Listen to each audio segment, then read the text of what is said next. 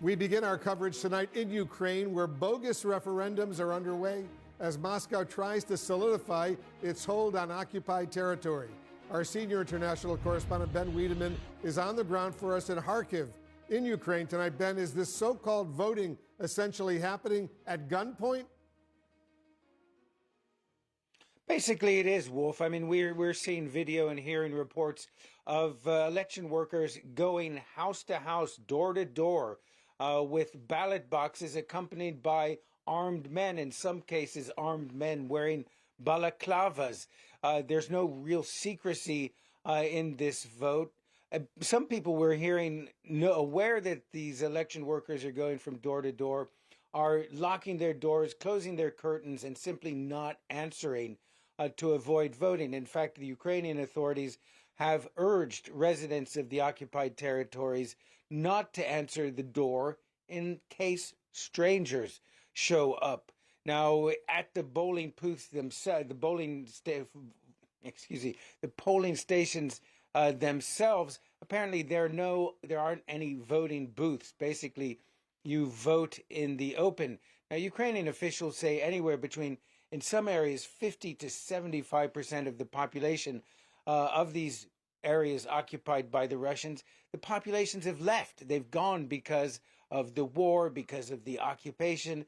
And so to make up for the lack of numbers, according to Ukrainian intelligence, which has intercepted documents, it indicates that they're allowing children as young as 13 to vote. So all indications are that this is a farcical, a sham referendum. But obviously the Russians are pushing it as hard as possible to provide the legitimacy for when inevitably, it seems, they are going to announce their annexation of these areas. Wolf? Ben Wiedemann reporting for us from Ukraine. Ben, thank you very much. Meanwhile, in Russia right now, Putin's military mobilization is driving desperate people to flee the country. Our senior international correspondent, Matthew Chance, is tracking the situation for us. Matthew, you've been watching the dramatic fallout, the mass protests, the thousands of Russians fleeing, mounting pressure on Putin at the same time. Give us the latest information you're getting.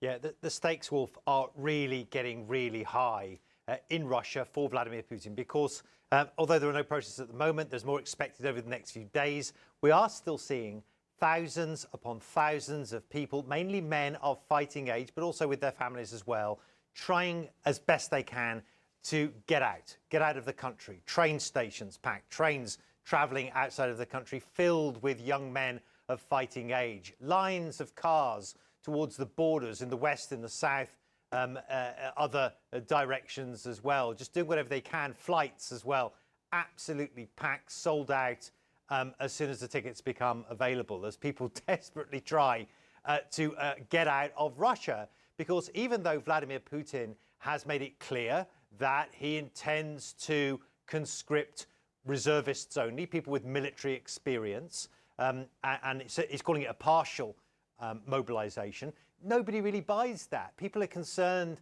that this is going to be much, much broader. And already there are stories about people who have never been in the army that have been served papers that they have to go into the military straight away. There are terrible stories about protesters who have been protesting against the draft and against the war, who have been taken by the police from the protests and moved directly into the armed forces, being drafted directly from the protests.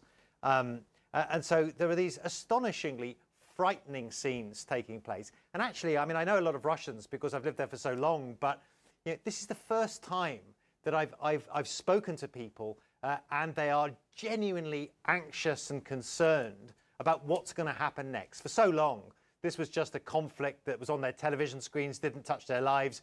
Now, with this mobilization or this partial mobilization, it has really come to life and really come home for the majority of Russians. The pictures are so dramatic.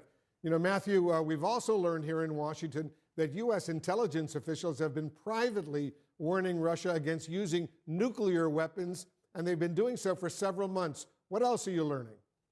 Yeah, I mean, they've been doing that privately. That's a story that was first, of course, reported by the Washington Post, but now we've confirmed it from our sources as well. And that's interesting. There are these back channels between Washington and Moscow still when it comes to these most serious of issues. But I would say that, you know, the United States, US officials, Biden, you know, his officials, his Secretary of State as well, Antony Blinken, they've been publicly warning the Russians as well that there will be consequences, although, you know, they haven't said what those consequences would be, but consequences for Russia using tactical or, of course, strategic nuclear weapons. It's not the first time that Vladimir Putin has threatened the use of this sort of ultimate military force. He tends to do a bit of nuclear saber rattling when he's feeling quite defensive. And the interpretation at the moment is that they're not seeing any signs in the US, from the US side, of any kind of actual movements towards deploying nuclear missiles with a view to actually using them. But obviously, when a nuclear power like Russia makes a threat like this, on some level, you have to take it seriously. You have to plan for it. And that's what Vladimir Putin is hoping for, of course.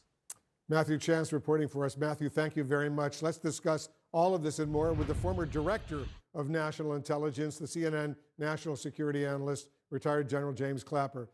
General, thanks so much for joining us. How do you predict Russia could use these phony referendums in Ukraine to escalate this war? Well, Wolf, I think, first we'll all be sitting on the edges of our seats awaiting the results of these referendums next Tuesday. And of course, you know, the concern is the connection of these referenda with Putin's statements implying or inferring the use of nuclear weapons. That is specifically a threat to Russian sovereignty, Russian territory, which in his mind, or at least he's arguing or asserting, would be a threat to the existence of Russia. So that, I think, is the obvious concern with these hasty referenda as a justification for the potential use of nuclear weapons. I think you can't dismiss it as a possibility, but I would still argue that is unlikely that he would actually do that. I think this is more the nature of a fancy bluff and an attempt to intimidate the West. As you heard, General Clapper, the U.S. has been privately warning Moscow on the consequences of actually deploying a nuclear weapon. Now, what does that tell you about how seriously the Biden administration is taking Putin's repeated nuclear threats? Well, obviously, and we all have to take it seriously. You know, Putin has nuclear weapons at his disposal. So you cannot completely dismiss the possibility that he might use them. Now, you might want to think through, well, what exactly would he hope to achieve if he did use nuclear weapons? So I think it's the prudent thing to do, and I'm sure the administration is using all the channels of communication available to them, the Pentagon, the State Department, to convey the message which President Biden has done publicly, not to use nuclear weapons. And I think not being explicit, a little strategic ambiguity about just what we would do if he did employ him is a good thing, because that adds complexity to the calculus, whatever it is, that Putin has.